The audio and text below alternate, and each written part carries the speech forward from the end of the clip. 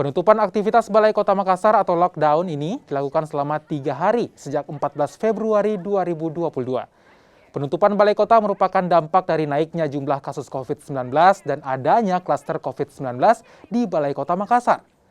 Mereka yang terpapar COVID-19 termasuk Wali Kota dan Wakil Wali Kota Makassar. Akibat penutupan Balai Kota ini, seluruh aktivitas kerja aparatur sipil negara dialihkan ke rumah atau kerja dari rumah. Instruksi dari Pak Sekda kepada seluruh SKPD di Balai Kota ini, termasuk Satpol PP, untuk mengamankan itu.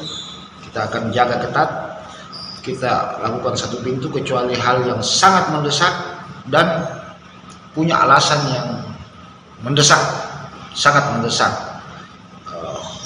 Semua tidak boleh. Kita terapkan satu pintu, kita jaga ketat. Saya akan pimpin langsung untuk memastikan bahwa lockdown ini bisa betul-betul efektif.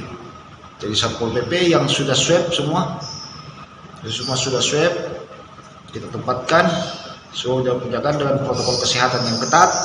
Tidak ada yang boleh masuk dari pintu Balai Kota. Semua kita sterilkan. Kita juga akan lakukan karena kemarin sudah lakukan penyemprotan disinfektan oleh teman-teman BPBD. Ini kita lakukan kembali lagi di beberapa titik-titik yang menjadi sempat